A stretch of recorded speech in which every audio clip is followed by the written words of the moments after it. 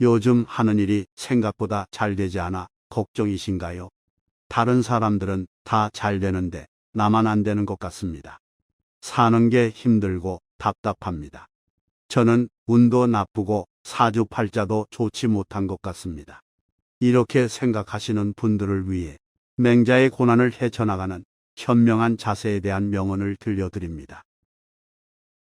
근심할 만한 것만 근심하라. 군자에게는 평생토록 근심하는 것은 있어도 하루아침에 근심은 없다. 걱정과 어려움이 살게 하고 안락함이 죽음으로 이끈다. 중국을 넘어 세계 최고의 역사서로 꼽히는 사기의 저자 사마천은 48의 나이에 생식기를 뿌리째 절단당하는 궁령이라는 형벌을 받는다.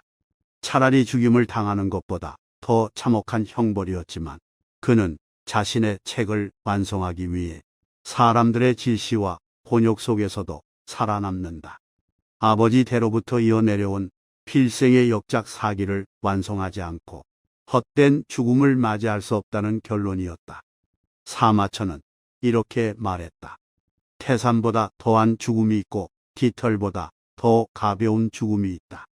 바로 치욕 속에서도 가볍게 목숨을 버릴 수 없던 자신의 신경을 표현했던 말이다. 그는 옥에 갇혀 죽음을 기다리던 친구 이만에게 자신의 심경을 전하며 다음에 글을 남겼다. 옛날 주문왕은 감옥에 갇혀 있는 동안 주욕을 만들었다. 공자는 진나라에서 어려움에 처했을 때 춘추를 만들었다. 구론구로는 초나라에서 추방되자 이소경을 만들었다. 좌고명은 장님이 되고서 국어를 만들었다. 손문은 다리가 끊기고서 병법을 만들었다. 여부리는 총나라에 귀양 가서 여시 춘추를 만들었다. 한비는 진나라에 사로잡힌 몸으로 세난 고분 등의 문장을 만들었다. 시 300편도 거의 현인 성인들의 발문으로 만들어진 것이다.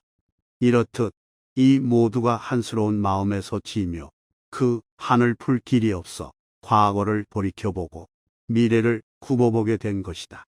사마천은 최악의 인생 역경 속에서 훌륭한 명작을 남긴 사람들을 거론하면서 자신 역시 감당하기 어려운 고초 속에서도 책을 남겨 후세에 전하고 싶다는 심경을 밝혔다. 사마천의 글에서 보면 역사상 최고의 걸작으로 꼽히는 책들은 거의 모두 고난 속에서 만들어졌음을 알 수 있다. 훌륭한 인물이 되기 위해 일부러 고난을 당할 필요는 없다. 하지만 고난은 더 위대한 것을 이루게 하는 축복이 될 수 있다는 사실을 우리는 새길 필요가 있다. 젊어서 고생은 사서도 한다는 흔한 말이 있다. 이들이 어려운 일을 거쳤던 까닭은 단순히 시대를 잘못 타고났거나 운이 나빴기 때문이 아니라 그들을 크게 쓰려는 하늘의 뜻이었다고 말한다. 하늘이 장차 그 사람에게 큰 사명을 내리려 할 때는 먼저 그의 마음을 괴롭게 하고 뼈와 힘줄을 힘들게 하며 육체를 굶주리게 하고 그에게 아무것도 없게 해 그가 행하고자 하는 바와 어긋나게 한다.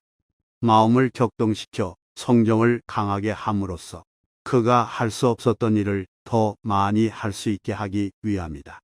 하늘은 굳이 크게 쓸 사람에게 어려움을 겪게 한다. 사람은 항상 과오를 범하고 난 후에 고칠 수 있고 마음이 괴롭고 생각이 막힌 후에야 분발하고 얼굴빛과 목소리에 고뇌가 드러난 후에야 깨닫는다. 사람은 고난을 통해 스스로를 반성하고 어려움에 처한 후에 더욱 분발해 적극적으로 나선다.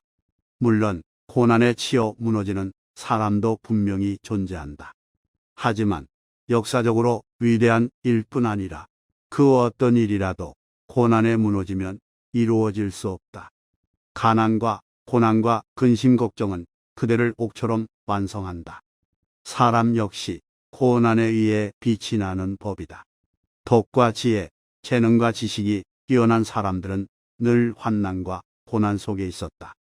버려진 신하나 천대받는 서자는 마음속으로 늘 경계하고 불안해하며 환난이 닥칠 것을 깊이 우려하기 때문에 사리에 통달한다. 고난은 물론 평안도 스스로 결정할 수 없는 인생이다. 사물이 극에 달하면 반드시 되돌아간다는 물극필만의 원리에서 누구도 자유로울 수는 없다. 이러한 삶의 굴곡에서 어떤 태도를 세우느냐에 따라 그 사람의 삶의 성패가 좌우된다. 평안할 때 위기를 생각하는 유비무환의 자세가 환난을 이겨낼 수 있다.